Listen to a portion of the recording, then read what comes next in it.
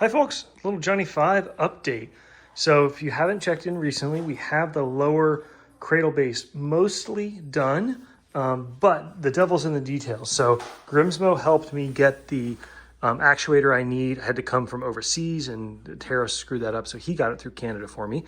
So this gets deleted and replaced with a new one that has to have a potentiometer for it to act like a pseudo servo. And that's actually how some of these others work. Like this right here is the twist mechanism for his waist, and it is hooked into a control board with a potentiometer right here that gives it positional control. I don't have them powered on right now, but this works, which is really cool, as do the track drives all through the Frisky remote. So I think that torso waist twist is like right here. And that joint would hook to, that would hook to this right here. I've just got this kind of bolted onto a cart, which actually works really well. I have a power issue. Spencer Webb was helping me out. Well, actually I have two big issues. One is there's getting major RF that's stopping the track drives from working only when these motor control cables are routed through here. So for now, I've got them overboard, away from EMF stuff that would run. These problems that these signal lines are running right along with the power lines. I've got some of these, I can't think what they're called off the top of my head, but to help minimize RF, they haven't worked yet, but I need to try them more. But the bigger issue was, this is actually a little scary.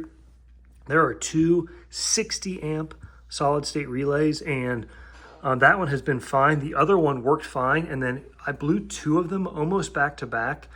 They just stopped working where the the high load side was shorted together. So I think I have some voltage spike, maybe an inductor. I don't really know what an inductor is, but so Spencer was saying. So I need to do some troubleshooting here before I hook that back up, get this new in. Then we can start putting the covers on. I've started to do some painting on the parts to match it in, which is super cool. And then started some of the electronics up here that actually gets mounted on the top half. Top half is not in bad shape at all. The neck motion works, which is going to be super awesome to have the hydraulics, which are actuated and controlled by these hydraulics, which are actuated and controlled by these servos right here.